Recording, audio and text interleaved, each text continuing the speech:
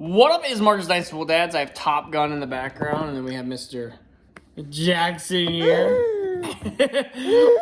We're talking about Dynasty rookies, but no, we can't touch the camera. So we're going to be talking about draft day things, and we're going to be talking about rookie. Don't go over there and touch the tripod. And we're going to be talking about just the biggest tips when it comes to the Dynasty rookie draft.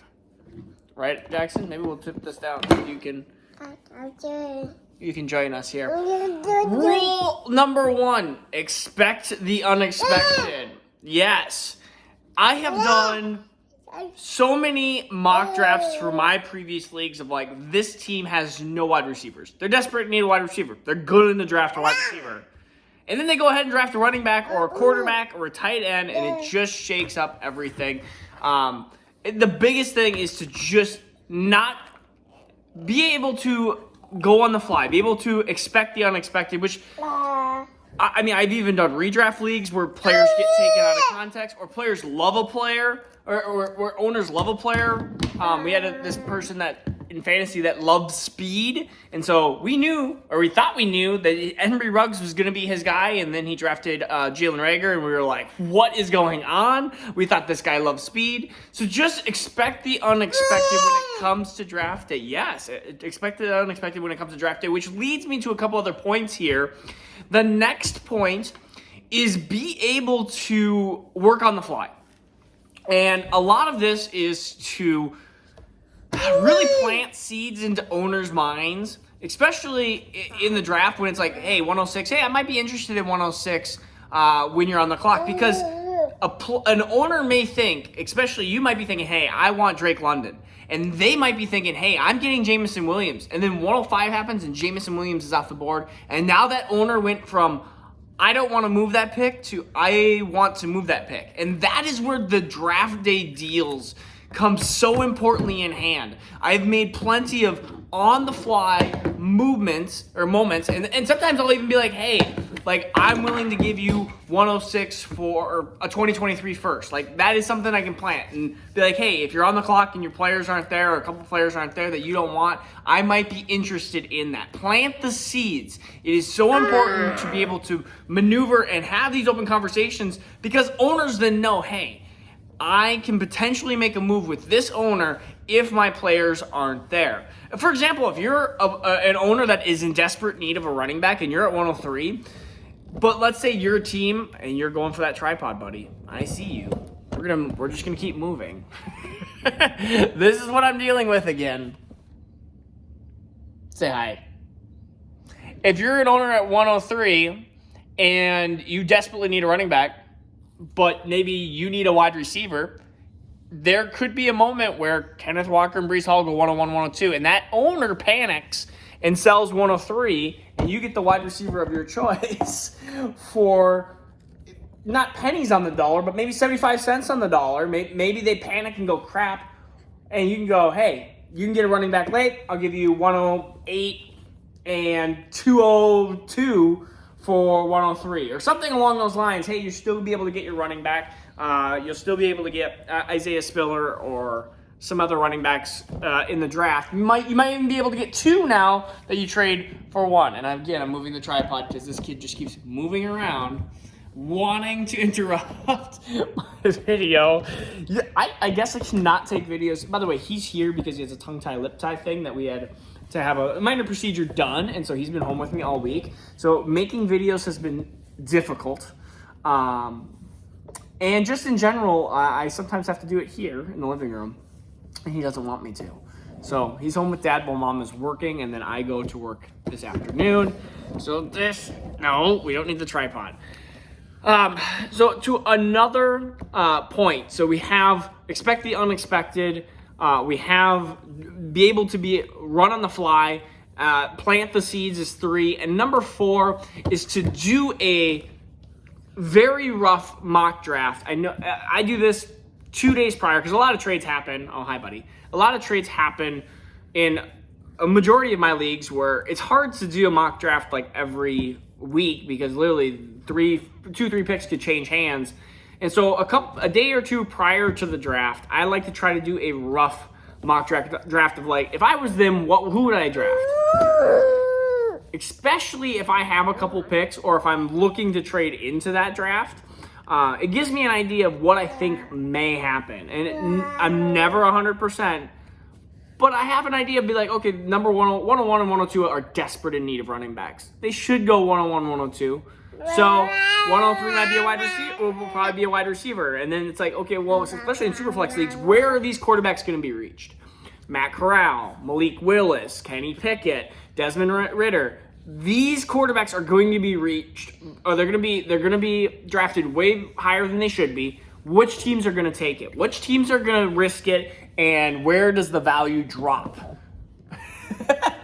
Where does the value drop in the Dynasty Rookie Draft?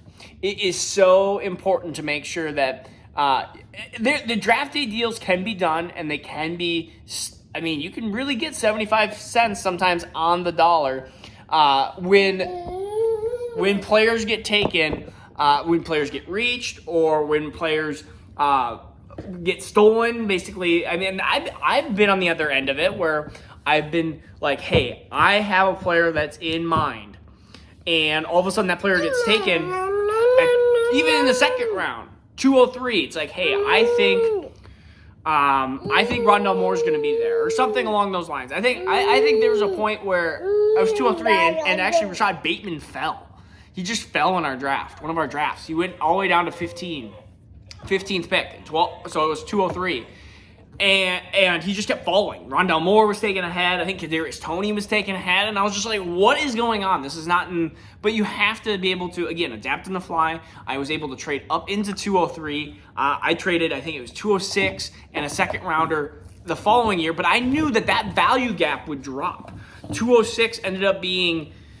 Gosh, it was some, I'm trying to think who it was. 206 ended up being a quarterback. I believe it was Zach Wilson. Even in a 1 QB league, this one was. And then a 22 second, yeah, that stinks. But it's like, I wanted that value of Rashad Bateman. You have to be able to make these deals. And I was talking to 202, 203, 204. And I said, hey, and I didn't know if Bateman was going to be taken out 203, but I had a deal set for 204 if 203 didn't work out. I said, hey, if I can't get to 203, 204, what does it take? 206 in a second. Pretty much kind of the same trade, but I said only if my player's there type of thing. Like, I will make it as soon as that 203 has been drafted.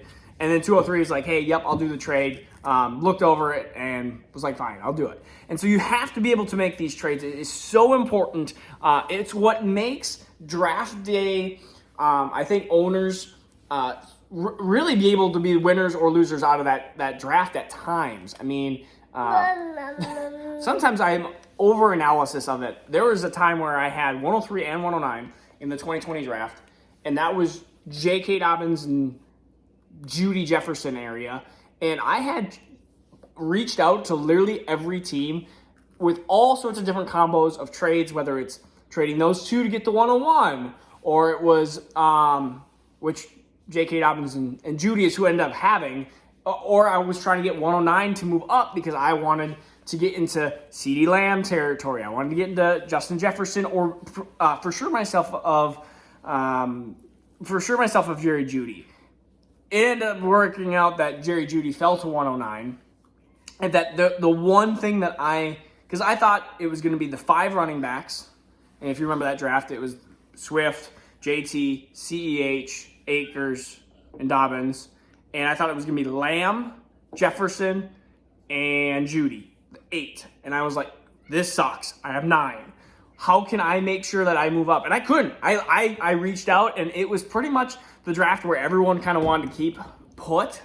I could moved up to 101 if I wanted to with 103 and 109, and in hindsight, if I could redo it again, I would have, because I would have had JT versus JK and Jerry Jeudy. But I mean, still, it is what it is. And it ended up that somebody at 107 took Jalen Reagor. Thank the Lord. I was like, oh my goodness, I am so happy. And I was like, I'm getting, and at 108, I was like, I'm getting Justin Jefferson, who is my wide receiver number 2, or Jerry Jeudy, my wide receiver number 3. And Justin Jefferson went right before me, and I took Jerry Jeudy, and I was ecstatic. And now I can finally be happy because it took only, 2 years for his value to shoot up. And I'd even had offers for Claypool for Judy where I was like, man, Judy's just not doing anything. But I've been staying put. It was actually, Claypool and I believe like a second for Judy. And I was like, I just can't do it. I can't do it. I love Judy's talent more than I love Claypool's talent. And Big Ben's not going to be there forever. And he isn't. And now they have Russell Wilson and I'm happy. So that's a long story short of just draft day things that you can start preparing for. Sometimes they come to fruition and sometimes they don't. But you always have to be prepared when it comes to draft day. I hope you enjoyed this video. Here, I'll let you say goodbye to Jackson. Jackson, you like the water? Hey, say bye-bye to the people. Say subscribe and like the video and comment on my daddy's just mumbling. Okay, we don't need all the water.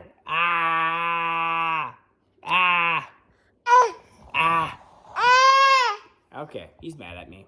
He's like, give me the water. All right, say bye. Oh, we can teach him. I taught him high five. Let's see if you... High five? Hey, look at high five. High five. High five. You don't want to do it on camera? High five. No.